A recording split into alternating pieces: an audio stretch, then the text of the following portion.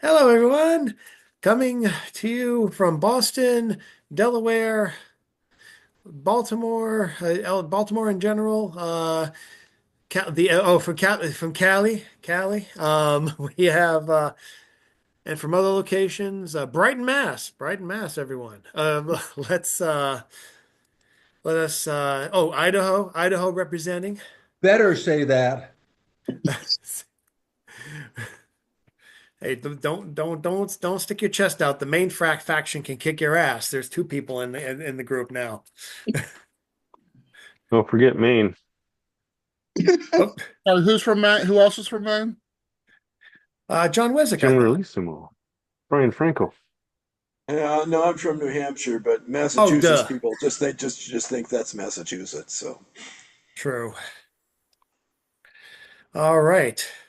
Well, this screeched to a dead halt. Okay, well, welcome to Stone Soup Poetry. It is National Poetry Month. We should be much more excited, and we will be very soon because I'll be able to shut up. And after the open mic, we have Don Kingfisher Campbell, which that sounds like a wrestling name. That sounds like you should be an aerialist with high maneuvers, wrestling with William Ospreay and Ricochet. So I'm excited to hear your work. Don is a past feature here at Stone Soup, and he came in with the tag and the save, the hot tag, and he's came in to volunteer to feature tonight because he has a brand new book called, if you want to move your head aside, the third. Oh, here we go. The three paths. Yes, and we are going. Oh, West Virginia representing. Thank you, Mary. They have a lovely VA location there. Big campus, bigger than my college campus. Um, Anyway, Don Kingfisher is the focus of attention after the open mic, and let's get the open mic going so the other states can represent. And we're gonna represent with Maine down in the upper, I think actually the lower left corner, at least on my screen. He is by no means despicable, but he is first as per the Ramnator 5000. Let's welcome up Generalissimo Brian Franco. Washington. Okay, let's see what I got for you. Hold on. Here they are. Okay, so the first poem is called Chitter Chatter, Chitter Chatter. All these louder than normal voices, chitter chattering like some sort of chitter chatter competition, as if there are a million bumper cars with symbols attached to their bumpers, indiscriminately bumping bumpers because the Guinness Book of World Record people are there measuring chitter chatter with the special chitter chatter seismometers, as if wedding reception chitter chatter can top 9.8 on the Richter scale, causing a multi-conversational earthquake of chefy hors d'oeuvres and signature cocktails exploding and splashing onto tuxes and sequin dresses, unknowingly exposing a covert kickback conspiracy betwixt wedding planners, caterers, and dry cleaners. And then did this one in a workshop this afternoon. So I take a train to Harlem to this Dominican half bodega, cafe in the 140s I saw on a Facebook video. It's a good 2-minute walk from the subway. I feel safe and not safe at the same time. The hustle and bustle here is a bit different than the hustle and bustle of the West Village. It feels louder, but it really isn't. I'm hungry. I revel in my virgin trek into this neighborhood. In the past, I had been warned not to venture north of 110th. I want to explore what the street vendors are selling, but resist. The aromas from the food vendors are hypnotic. I want to stop and try food from each one. A woman from Liberia displays twisted bronze sculptures atop a blanket. I regret not buying one when I get back to my hotel. Jazz and rap and soul escaping the open apartment windows set the beat for the rhythms of the city. This multi-sensory journey attacks me with poetry. I must recover from my damaged brain when it's way too late for me to remember anything. And then I have this. I stared at the limestone sculpture. It was maybe 8 inches tall. She was the definition of fierce. Many of her features were smoothed by existing in a sunken ship in salty Mediterranean waters. Her eyes and lips transformed her into a faceless mannequin, yet she was more beautiful than a supermodel or Sophia Loren. As inanimate as she was, I imagined her stuck underwater for almost a millennia, flailing her arms, attempting a breaststroke to swim into sunlight and breathe ocean air. And now she stands encased in glass, as trapped as she was in that sunken ship. I stare at her and swear I hear her singing the song of the siren of which the sculptor sculpted. Thank you.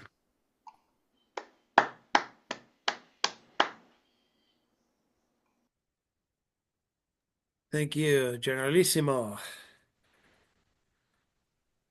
And star of the recent Looney Tunes movie, The Day the Earth Blew Up. Well, co-star with Porky Pig, but you know what I mean. Beware flying potato, fluttered eyes. Oh boy. I missed a whole conversation before we came on tonight, and I might be glad of that. Anyway, let's move now to another returning friend, Jackie Oldham. You're just here as a conscientious objector. Got it. Okay. Let us I don't know what that means. Let us go now to Ron Bremer. Hi, all. This thing is up at an online journal called Frazzle Lit now. Uh, it's called Serenity Teaches. Serenity teaches beauty in a wall of Buddhist sleep. Many go straight to the knowing of why. Strange experiences within are alive and well on earth, despite the second-hand struggles to escape. Wise women and men temporarily defeat their racist past, only to assure a murdered future. Dogs are unique, but not psychic, no matter how much they seem to be and how much we want them to be. Cambodian street life, Nepali imaginations, Skid Row clerics all give detailed instructions on how to get one's prayers answered. It's been assumed by those more intelligent than I that dying is a trip to divine beaches in Hawaii. But that does not cure the anger that hangs in the air, where we breathe it in and find that we can only hope to be more unusual, entertaining, and valuable than a bee's backside. And second one, I curated the Museum of Hell before you arrived. You sat on my couch, blaming my tolerance and pressing the air out of your want for that which you knew that my subjugated loyalty and false innocence could not provide. Thank you and have a pleasant evening.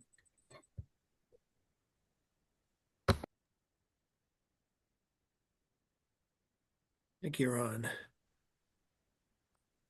So you were the curator I took over from. I'm keeping it warm. Let us go now to let's go now to Mr. Bill Lewis. It's my turn. Oh, goody, goody, goody. Thank you. I thought I'd have to wait all day. I was just like, oh, is he ever gonna let me go?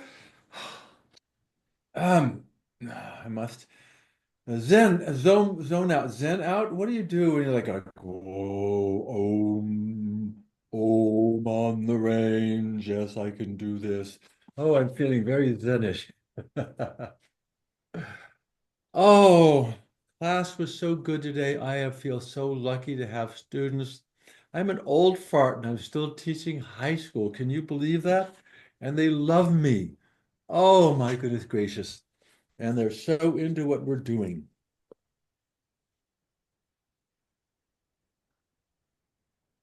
There is a gentleman, or was a gentleman, by the name of Clément Marot, obviously a Frenchman from several centuries ago, who wrote a sweet little poem to a young lady who was sick in bed.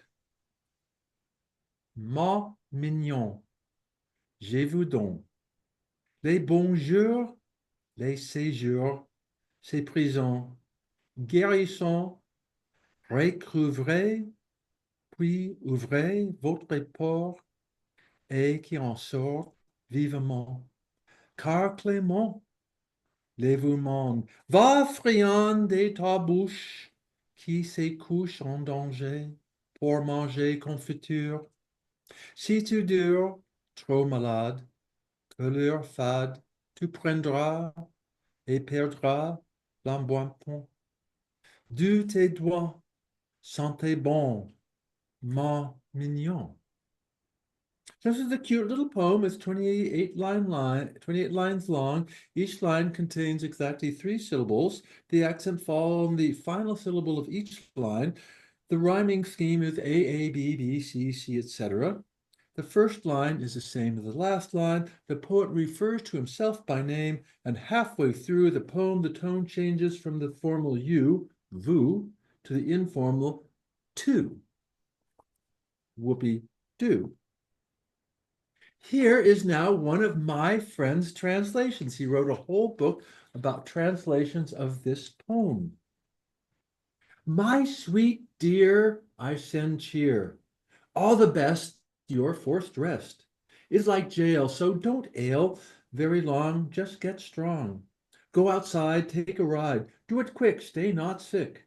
Ban your ache for my sake.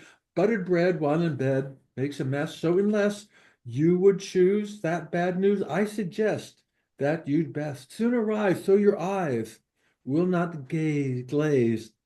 Douglas prays, health be near, my sweet dear.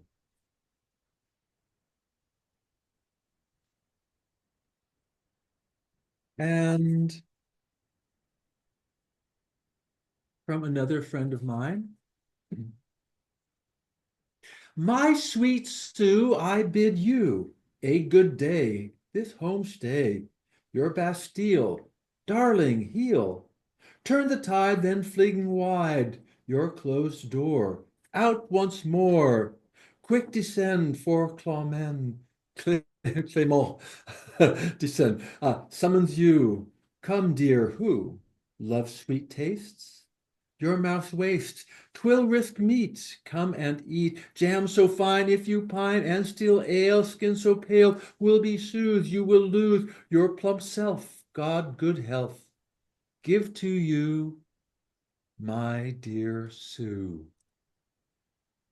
And so he has written a whole book of translations of this poem in all sorts of variations, obeying some of the rules and others he totally ignores.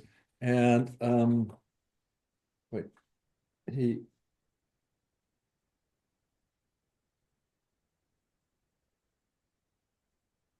and there is one, this one, the shortest one, entree, pleasantries, commiserations, encouragement, portnomia, enticement, concerns, pieties, and echo. Anyway, I thought that would be fun. This Doug Hofstetter was my professor at Indiana University, and he just likes to explore things and ideas and what does it mean to translate something and all those wonderful questions. So it was just a really fun thing to do, and Say, Bill, is that the Doug Hochstetter who wrote Gödel Escherbach? that is the same one. Wow. You're just impressing me more and Well, yeah, I studied with a famous guy who, okay, just for you. I graduate from Indiana. I'm going out to um, Stanford, California, Stanford, to interview at Stanford Research Institute. And Doug says, "Oh, I'll be at home. I can pick you up at the San Jose airport." So cool. I fly out to San Jose and I'm looking for Doug. And this guy comes up that I don't recognize and says, "Are you Bill Lewis?" And I says, "Yeah." And he says, "Well, listen, SRI is having real monetary problems. What is the lowest salary you would take?" And I'm just like, I'm in the airport and I'm like, what the hell? I want to be lowest. I don't know anything about salaries. Why are you asking? And this lasts for like, you know, 30 seconds before Doug comes around the corner laughing his head off.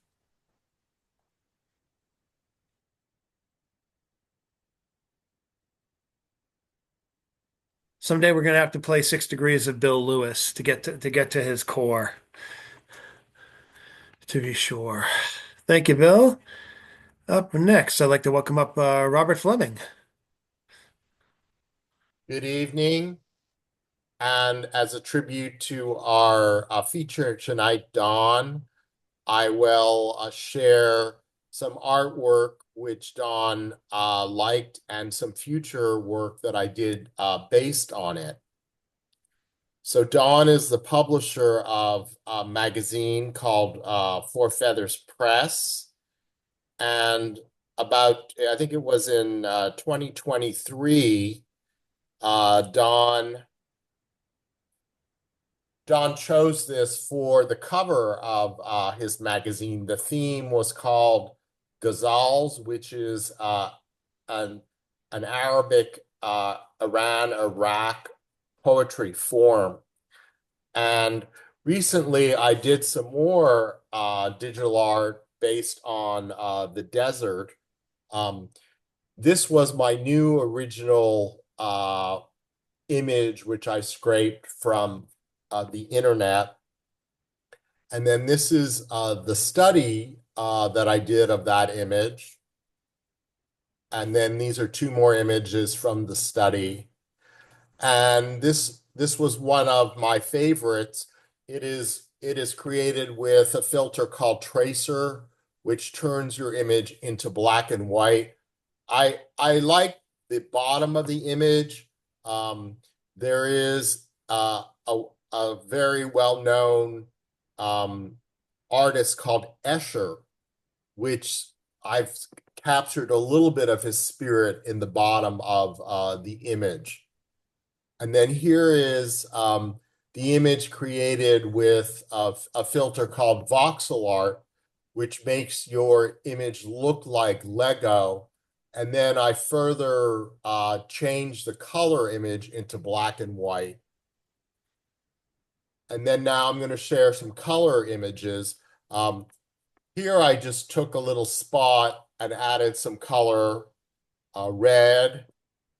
And then this is more impressionistic of the desert, created with a filter called Trippy, which triples your image and then makes it multicolored like the rainbow.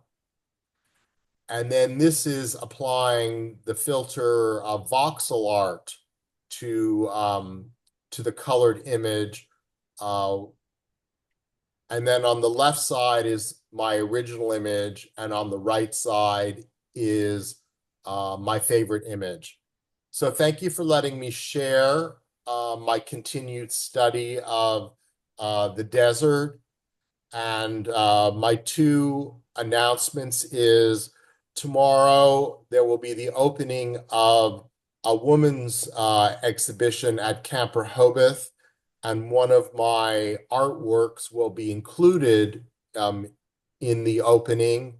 And then next month, I will have a photograph, which will be in the Art League of Ocean City, Maryland photography show. So thank you for letting me share my work, which initially was prompted by the prompt that Dawn gave for Four Feathers Press. Is that Ghazal anthology still taking submissions? No, that was a 2 years ago. 2 years wow. ago. Yeah. Oh wow. Because I swore I saw something about it the other day. Maybe it was a like a flat, maybe it was like a Yeah. reminder from Facebook. Someone put out a call for that, and I submitted mine. Oh, cool. So I'll have to dig that up for you. I did one years Mhm. ago based on someone's challenge on a personal writing blog. Um, I think it was. I think it was a challenge in the form of a poem, and I think the whole poem was, "You can't show Muhammad, and you can't show nipples, but can you show Muhammad nipples?" on his nipples. And I think he was challenging someone to do a poem about that, and I did a ghazal on it. And it has not been seen, not been public view since then. But And I there do love wasn't the a ghazal. fatwa put out on you? What's that? There was no fatwa? Not in a private blog, but give Boy, me they'll a. kill you faster than Danish blue cheese on that one. Oh God. Anyway, let us go now to Mr. Edward S. Galt. Before you Okay. go, I'm sorry to Oh, interrupt. oh, go ahead. Please interrupt. That call for a guzzle is, I can show you that call right now if you want to see it right now. Oh, sure. Share screen. This is a test of the share screen system. Here we E- go. And let's see if I can increase the size of it. So this is Cool. the current call for fall 2025. The deadline is September 30th. You can submit up to 5 guzzles and essays on the guzzle form. So Very cool. you send that to Pratik Magazine for Mag submissions at gmail.com. Okay, everybody got that?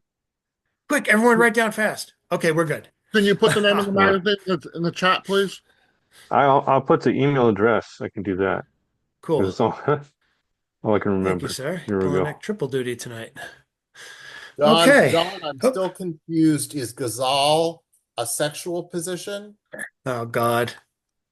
It That's might right, be because Robert. It involves Danish blue cheese.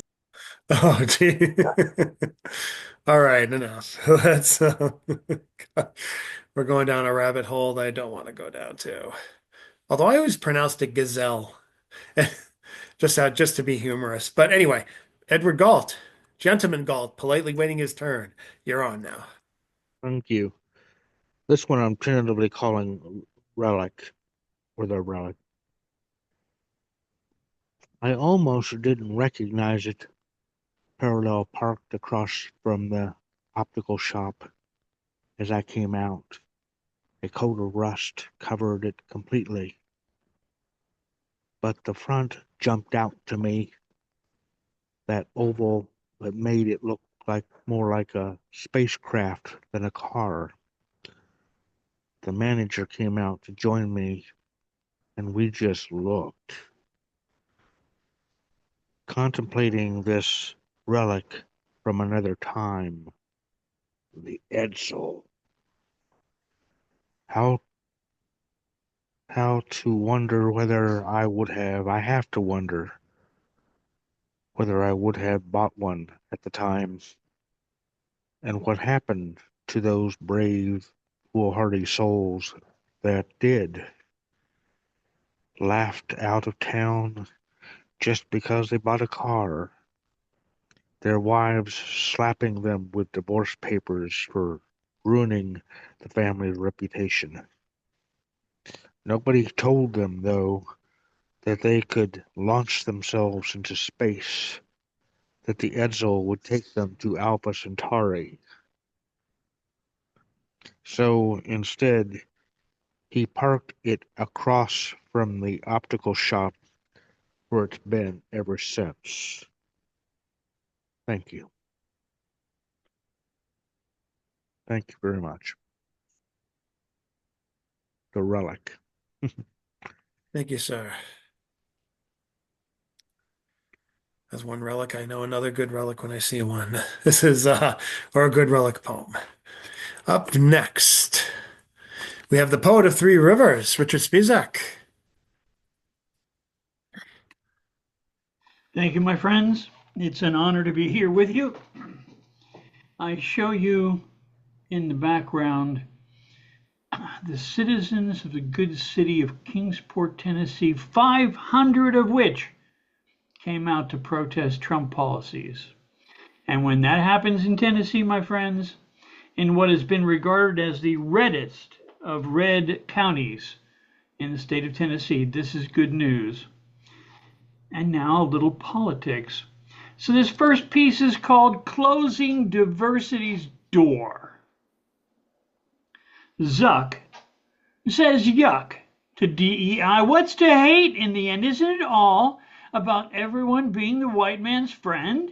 If only loudly to say again, it's only the Lord himself's above the white man, sullen and closely examined, but, all but nothing bitter end, and all those darker hue on hue. Didn't they ever really get the news? You're excited, I know you are. We'll be riding, but don't kid yourself. You'll be out back pushing the car. Yeah, I'm the white man. I'm in charge. Aren't you just ecstatic? So enthusiastic watching me out there living large. Yes, you'll attend my ship of state, but you may admire me. Just don't forget you will be down below labeled freight. But hey, as you all seem to know, it's really great, I really rate we'll be stealing from your long-lost state all those things that enrich us. Wait, minerals, forests, water too. We may even need creatures for our zoos. Oh yeah, we'll steal your labor too. We'll take that, and after, by the way, I may need a brand new hat. I'll need a couple mansions and a great big boat, and of course all my loans are required to float. We will gather round, you'll wear them like the sound, all tightly wound your throat, the goat. And all those women that we chiefly do employ, just make sure they know to bow and curtsy to our boys. Sure enough, they've had their day in court, but face it now, we're all well past that last resort. Don't you really want our protection? We think so, while we admire ourselves in each passing mirror. Our gleaming reflection, such perfection. Be thou purged from our sight, obscuring thee, O thou chattel. I guess we just enjoy the sounds of your chains when they rattle, just like the bells on our fine Swiss chocolate Swiss cows. Go ahead and complain, we thought you might, but after our sanctimonious talk of Christian values, deep down what we really believe, my friend, is might is right. We'll take Panama and Greenland too. Perhaps we'll make Canada a state now, wouldn't you? Maybe we'll invade Mexico. Yeah, we might. We'll sneak in from California and Texas on some deep dark night. No more DEI. I don't think we can. Besides, after all, any really big mistakes must be done by a man, and preferably white. Thank you, my friends.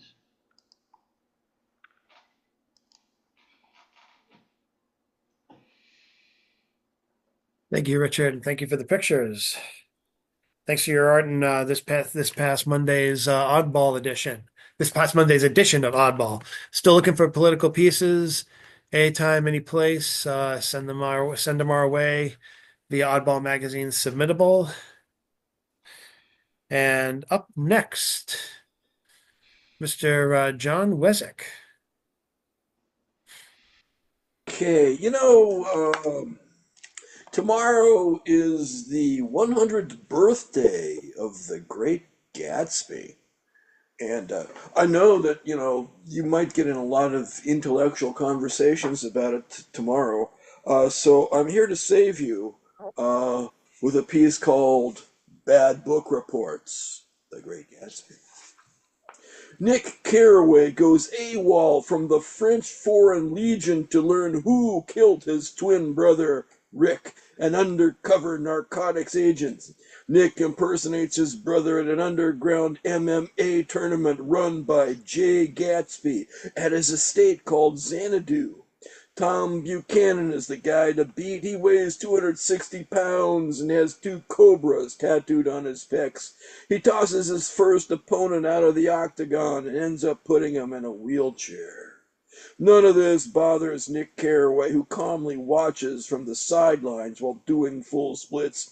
Now, Myrtle Wilson is smoking hot. Tom Buchanan overhears her mention how sexy she thinks Nick Carraway is. This makes Tom jealous because in spite of being married to Daisy, he's been carrying on with Myrtle for over a year. To get Nick out of the picture, Tom gives Myrtle's husband, George Wilson, some hallucinogenic powder to put inside Nick's mouthguard. During his first match against George, Nick begins to feel woozy, unable to see where George's punches are coming from. Nick takes a beating. When George gets Nick in a chokehold, Nick flashes back to a playground fight when his brother yelled, "Use the headbutt, Nick!" Nick headbutts George to get out of the choke and then wins the match with a spinning back kick to George's face.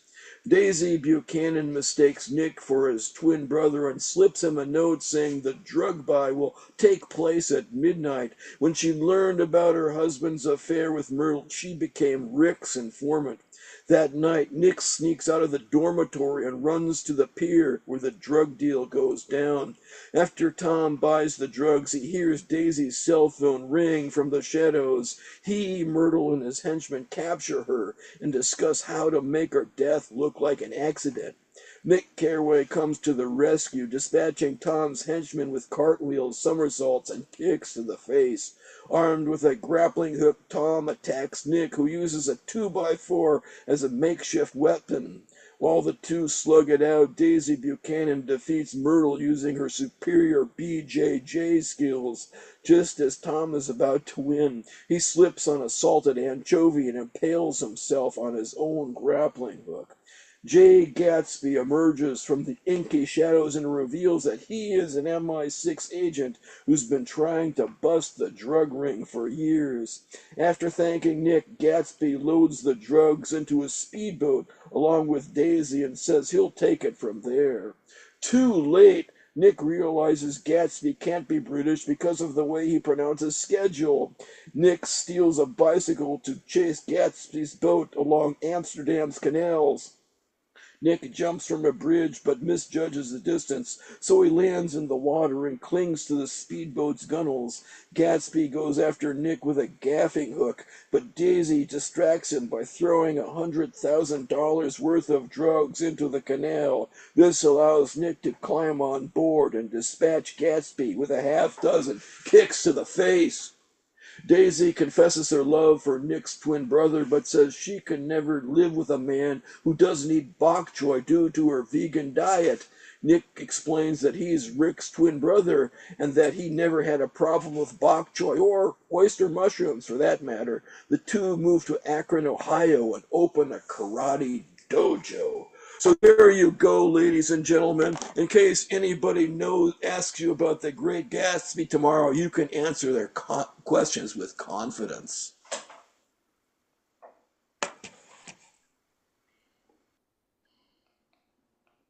And then that part where the Great Gatsby said, "Well, let me tell you something, brother." Okay. Thank you very much, Mr. Wezek. Grab his books. And how do we follow that? But with the ending. Shout out to James Van Loy and Jan Rowe, who are clearly away and out of town. But any one of us can be a closer. Any one of us can be the main event at a Stone Soup open mic. Tonight's main event, we have Marianne Honecker. And then the main event. But first, Mary. Okay, this first one is called Words. As it rains, the ghost of green is lifting over the lawn, shimmering slightly above the grass. Rain pulls white out of the pavement. I've forgotten how to reach you. I'm given the product of you. I am given facsimile. I have stood close enough to you to be enveloped by the ghost that grounds and surrounds you. Rain drips from trees' leaves, from eaves. Each drop is a flash of light in the grass. It is light in the facets of an emerald. I am an emerald. Who are you today? You are a man who drives a truck. You are a man who smokes cigarettes. You settle into your aura of fog, ash orange out the window. The rain falls straight down. It is the sound of an auditorium as the lights are flashing, the sound of settling into seats and quieting. I haven't written you. You can't be written. You furrow your brow, flip the turn signal. You will drive many miles today, as you did yesterday and the day before. Cars pass, kicking up mist. Your windshield wipers flick rhythmically. Your truck is wrapped in a ghost. It glimmers along the highway, water purling up the hood. Your GPS is talking. You know the way. You're not listening to a word. This one is called Rameza Ozturk. Rameza Ozturk's books are lonely for her small hands. The letters on each page mourn her gaze. Her notebook and pen are idle, depressed. Her hijab marked her as different. She became used to embarrassed glances and those trying not to notice. She became used to name calling, to being told to go home to her country. She kept her hair hidden, her eyes down. Who are these men surrounding her? More bullies? Ones for whom a shouted phrase is not enough now? They handcuff her. She is confused. She has a student visa. She has followed all the rules like her handwriting followed her professor's voice. Rameza Ozturk, like any intelligent woman, has opinions. She wrote them down. She published them. She thought she was in America. And that's all. Thank you.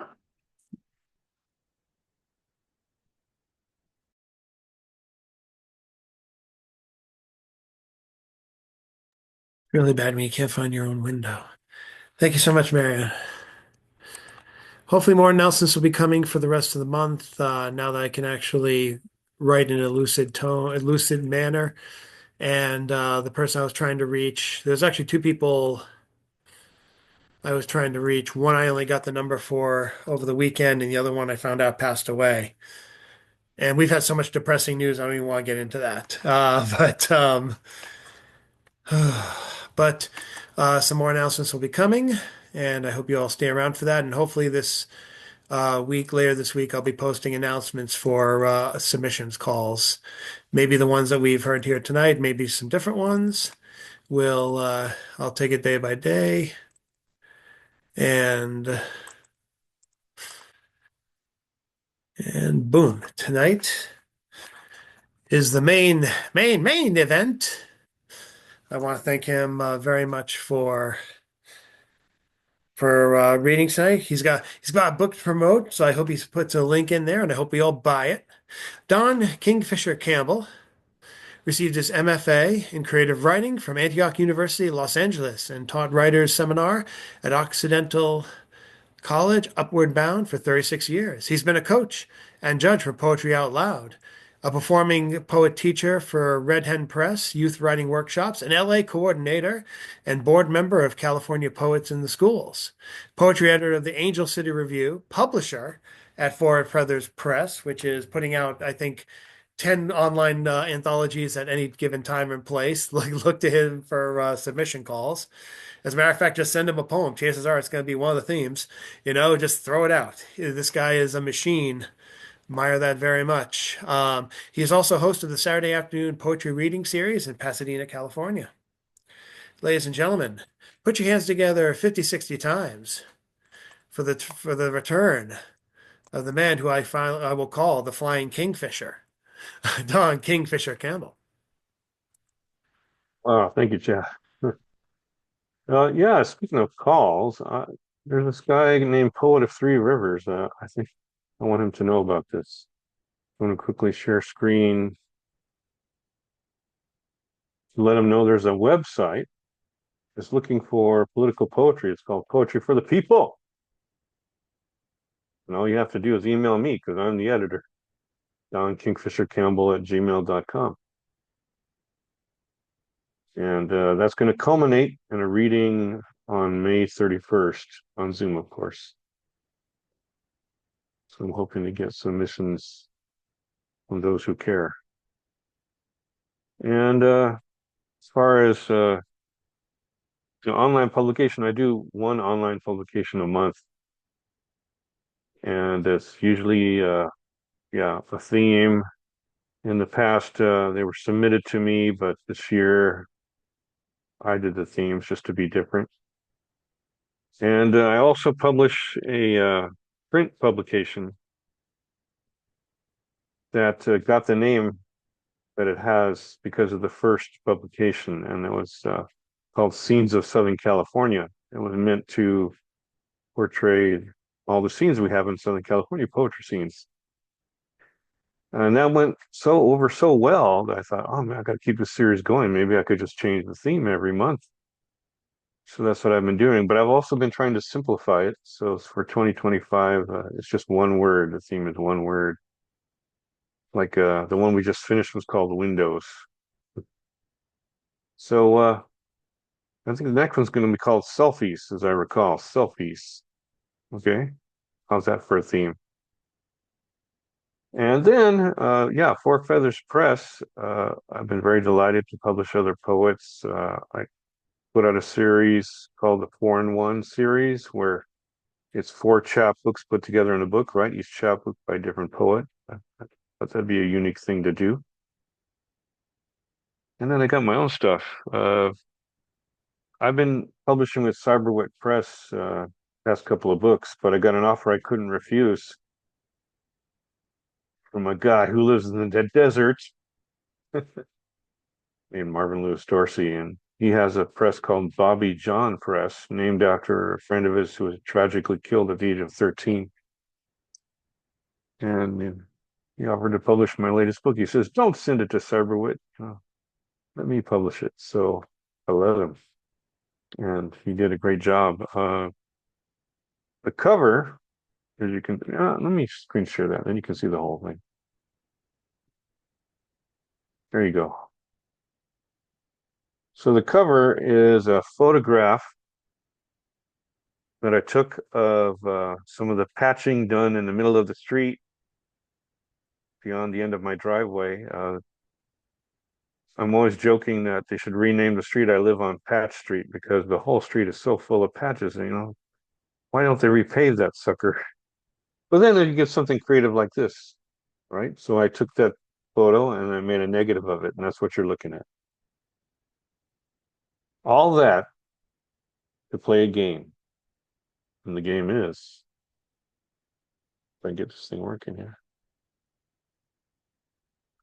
And the game is pick a title, and I'll read it.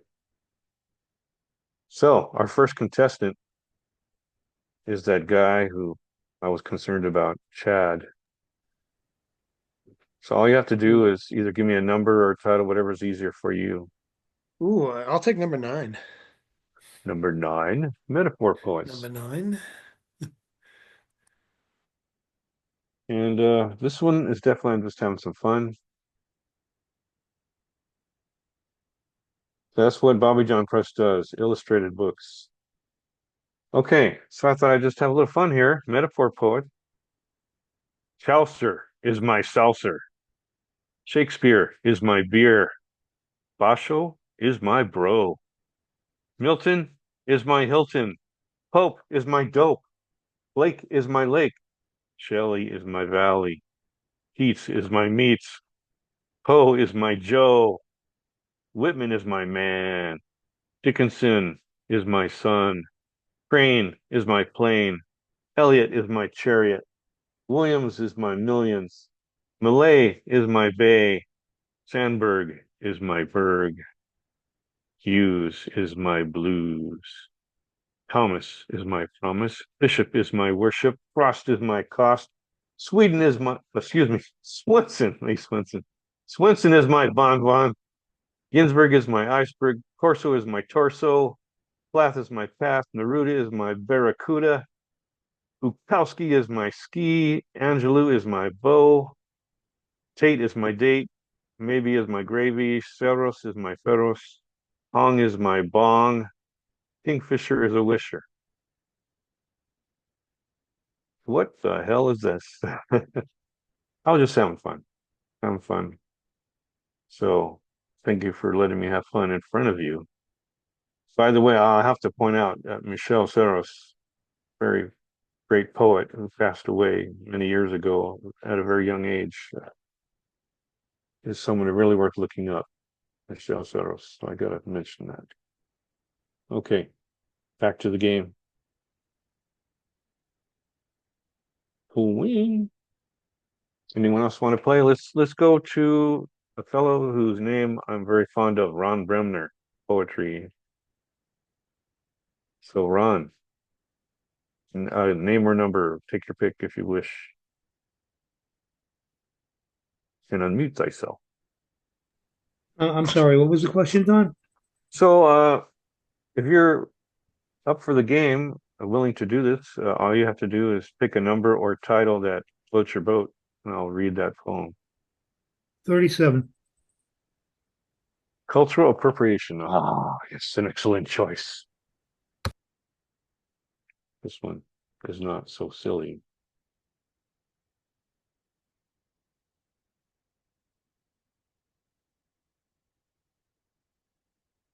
Here it is. Maybe it's a little silly. Uh-oh. Keloki, you suggested making the November theme for Four Feathers Press Online Edition, Dia de los Muertos. Isn't that not as bad as performing songs from another culture like Paul Simon did on Graceland? Now that I think about it, me and Julio down by the schoolyard don't even mention Genesis.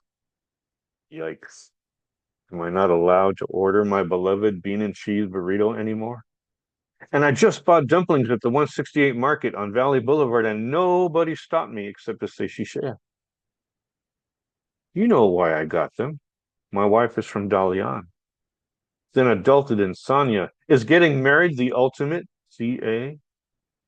Wait a minute. I'm writing this poem in English. Talk about colloquial acquisition. Okay. Thank you, Ron.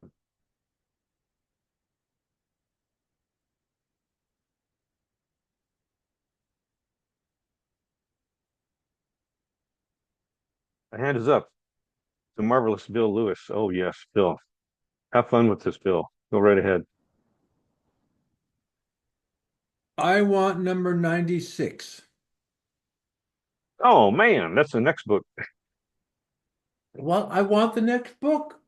Don't you have like Okay, a it's time going to take me machine or some time. something? Yeah, I'll tell you the truth, Bill. I'll tell you the truth. I don't know who said whatever, but somebody inspired me. I'm working on a new poem right now. I knew it. That's the poem I want. That's the one you want. All right, I'm gonna have to wing it. All right, I'm gonna take away the share so you can watch me wing it. There we go. Uh, maybe you've had this problem. Famous girlfriends. And in my life, I can think of four of them. The first one, for years, I kept an empty box in my cupboard of Carnation Instant Breakfast strawberry flavor because Penny was on the box. She was the model on the box.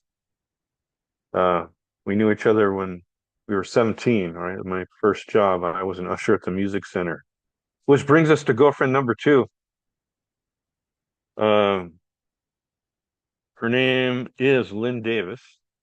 You might notice I didn't know Penny's last name. Who? I don't know, these things happen. But Lynn Davis is such a marvelous person, right? She, I can't even remember why, but she let me rest my head on her lap, right? When the customers are all watching the play going on in the theater, right? And so we're waiting outside the doors. She lets me rest my head on her lap and she's stroking my hair, and I'm like, I'm in heaven. And little did I know, I mean, she sang to me. She was a good singer, and I should have realized she would become a very famous singer. And much to my complete surprise, she was a background singer for bands like Emerson, Lake and Palmer. Can you believe it? And she's had her own musical career. So she probably doesn't remember me. Okay, I'll move on. Number three. This was from college, right? College. I went to Cal State LA, and those first 2 years you're just taking general ed classes. You're taking whichever, whatever, to fulfill the general ed requirements. So I took an astronomy class because I have some interest in space, and that's where I met Mary Kohlhauer. If I'd only known, Robert. I learned that years later. So yeah, so Mary Kohlhauer, okay, lived in El Monte. My memory of her is going over to her house to play the new George Harrison self-titled album. I don't know if anyone knows this album from 1979, right? I just remember having a wonderful time with her, listening to this record. She was blown away by "Blow Away." That's was the hit song, and I'm even more blown away by the fact that we took a volleyball after the astronomy class. We took a volleyball class together because she was into volleyball, and wow, did I learn she was into volleyball. She went on to be part of the college team and has been a coach and legendary volleyball player, Mary Kohlhauer. But the fourth and final one tops them all. I was 15 years old. No, I take it back. 16 years old. That's right, because I could drive a car. It was legal to drive at 16 back in 1976. And I went to school at a school that had an open campus.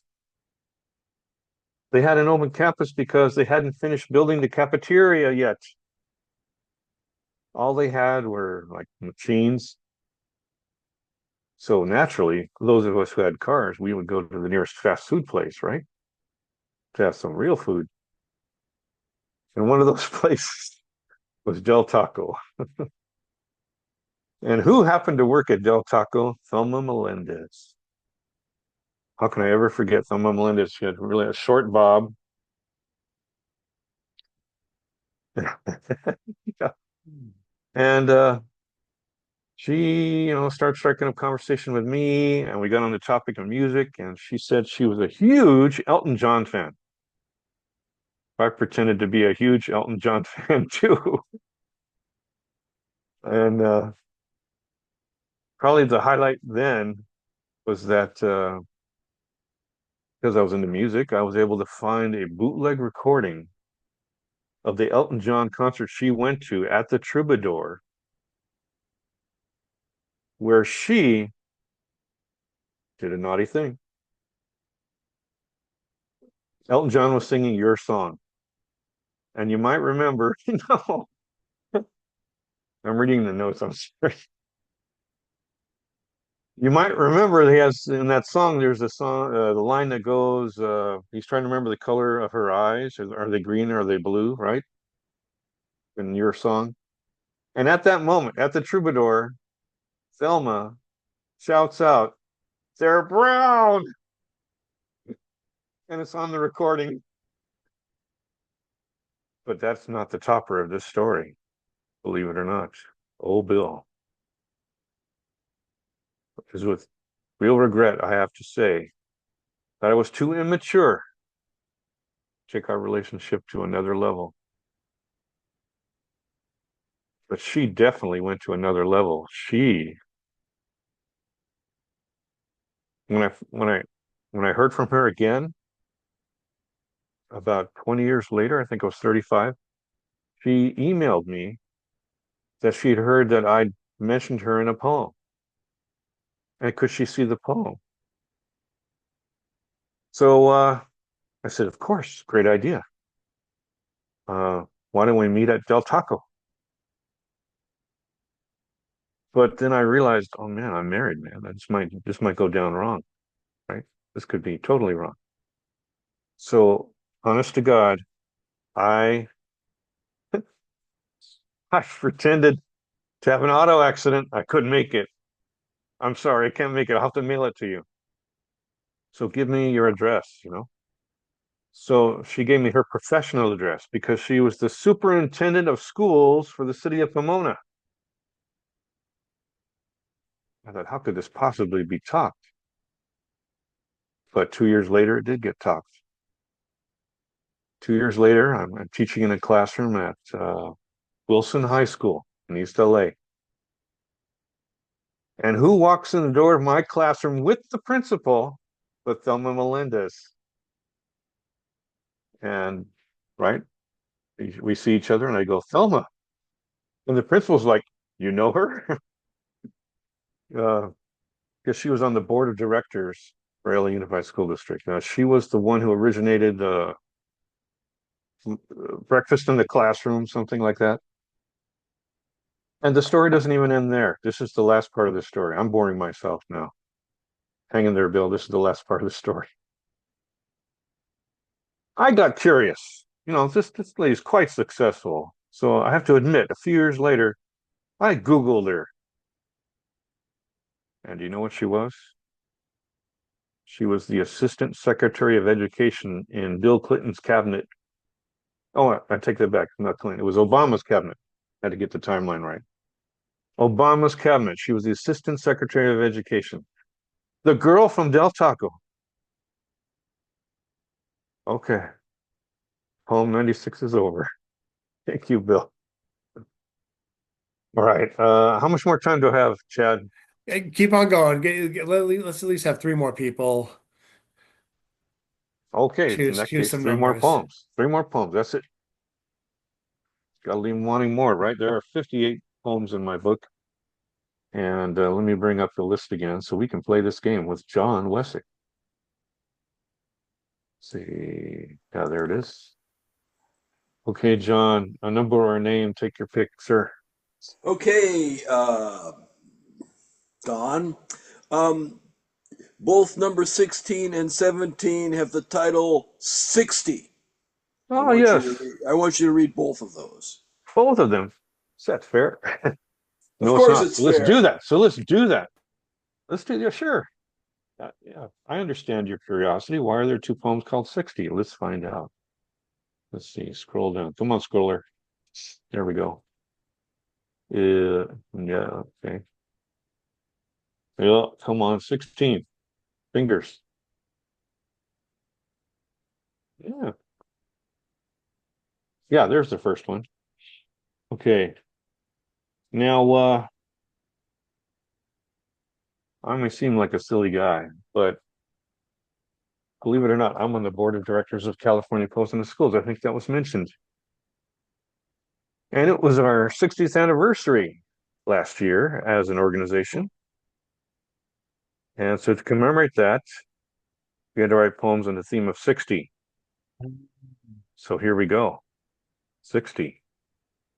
When I was a baby, 60 was my first full year of life in North Hollywood. Then my family moved to Monterey Park, where I collected more than 60 Hot Wheels. As a teenager, I reveled in 60-minute music shows on my portable bedroom black and white. Becoming an adult, I discovered the joy of 60 little flowers in a bush that looked like popcorn. There's the picture. Now I am over 60. I appreciate being able to drive the 60 freeway for 60-cent tacos on Thursday night. Can't do that anymore. I lie in bed and wonder if I have 60 more days or 60 more months or 60 more years to breathe the rest in. Who knows what will happen to the human lifespan, right? And there's a second 60. Well, this one is actually shorter. So I really tried to adhere to the theme. So this is a list poem. 60. Hot Wheels in a case, records next to a speaker, cassettes on a shelf, CDs in a binder, books in a milk carton, t-shirts hanging in a closet, sock pairs inside a drawer, photos stored in my cell, vitamins in a bottle, dishes in a cupboard, cars parked curbside, flowers in a bush, driveway ants in a line. Well, Yay, tried to Don! make And it. by the way, hooray for Sea Pits! I used to know all the people that worked for it when I lived in San Diego. I went to Border Voices all the time. Yeah, I worked in California Post and the Schools as a poet teacher between 1986 and 2008. Did you fall in that range? Well, I was never in Sea Pits, but yeah, I knew people But certainly. you knew people. Yeah, Okay. I knew people. Sure, certainly, like probably around like 1997 to I was there from 1997 to maybe Oh, wow. That was my area 2017. So, coordinator years in LA. oh Yeah. yeah. Well, Yeah, this was San Diego, but you probably met people at the at the CPITS meetings and stuff. yeah. What I liked about what I still like about California Poets in the Schools is that it's not elitist, right? These workshops are for students of any age, any level, right? You can make poetry. That's what I love about it. I have to admit, I'm not as in love with poetry out loud because that's a bit more elitist, to be Yeah, honest, right? Because the kids had some very original poetry, and they did some very good teaching of those kids. yeah, in California Post in schools, yes, but in poetry out loud, they have to read someone else's poetry. Yeah, poetry out loud is somebody else's poem, exactly. And they're doing that for safety factor, right? That's why they're doing that. The poems are pre-chosen. Okay, enough about that. Let's get these last two poems out of the way. I think we got the ladies, right? Jackie and Mary. Which one of you wants to go first? If you want to. You have to unmute yourself though. It looks like Jackie's trying to say something. Mary put her selection in the chat. Oh, she did. Okay, I can go to the chat. Let's see. How do I do that? Oh man, I have to go to the share. Let me know the number. Tell me the number, please. I'm going to Robert, go with 26. 26 for Jackie. Mhm. And then Mary had what number, Robert? She gave the title Those Who Lived Before. Okay, so that's number. Where's that thinking word before? Help me, people. Help me. Four, four, four, four. Well, I guess. Oh yeah, there it That's is. 25. So, 25. oh, there. That's so. You're making my life easy, people. Thank you so much. All right, we're going to wrap up with 26 and 25. Thank you for playing my game.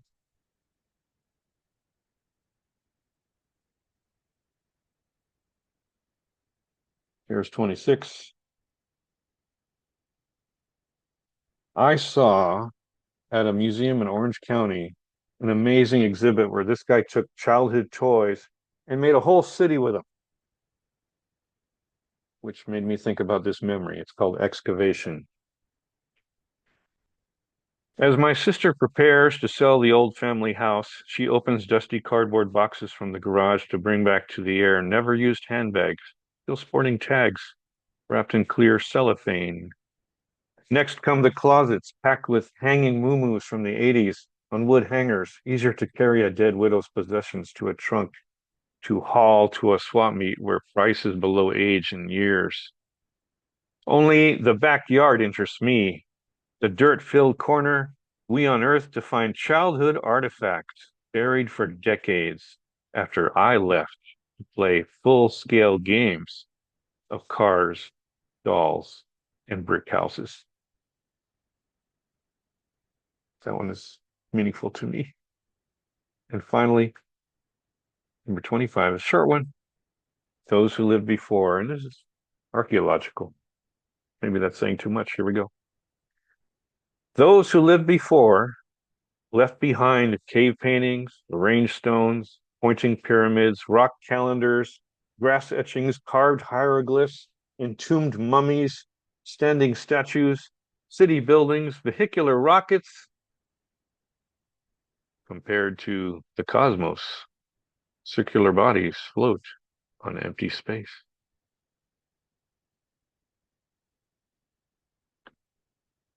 What have we done?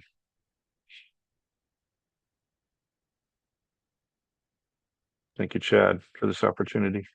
Ladies and Thank gentlemen, you, put your everybody, hands for playing. together. Put your hands together 50, 60 times. Don, if you have a link to the to purchase the book, please put it in the chat and I can share it with everyone in the world tomorrow. Or just give it to Bob. me afterwards. But No, he's just got a email book. me. Please email me because Bobby John Press, I mean, the guy, he paid for everything. And so I thank Marvin, of course, but he's had trouble getting the website together. So just email me, Don Kingfisher Campbell at gmail.com, and we'll definitely work it out. All right, It's a definitely. Okay. lovely book, lovely book. It makes a great coloring book. It's got all these black and white photos. That's excellent, and congratulations, and keep on doing your work. Every time I see you, you're doing a new project. Uh, during a recent feature of mine, Robert Fleming asked, like, how do you keep up with so much? I'm like, ask Don. I'd like some tips myself, but I'm retired. I've been retired for 5 years. That's the trick. You got time. don't do anything. You'll get lots of stuff done. I've heard that before. Start early in the Don't. morning. I don't know what it is, but the golden hour, you know what I'm talking about? Oh, absolutely. That's the creative hour. It really is. And I build off of that just about every day. That's great when you can do Early it. riser. And keep on doing it, please. Thank you again so much, Mr. Don Kingfisher Campbell, the Kingfisher King. We'll work on your wrestling name, and I'll work on getting announcements out. Yeet. No, Lakers going but to be playing today. I'm a big Lakers fan, so I'm going to the nice. game on You know, TV the after. kookaburra is a kind of kingfisher, so I'm proposing that we call Bill Lewis Bill Kookaburra Lewis from now on. Oh, yeah. You can partner with Does Coco Bill approve? Beware, I think Bill does not and this approve. will work. All right. Well, thank you guys very much, and have yourselves an excellent evening. Do the obligatory wave, and Take care of uh, yourself, Chad. oh, I will. And as you can tell, I'm already Yeah, healing. This reading had some amazing effects. okay, good. Thank you guys so much, and have yourselves an excellent rest of the week. Take care of yourselves, and take care of someone else if you can. Stay alive, people. I want you all to be here next week. Bye bye.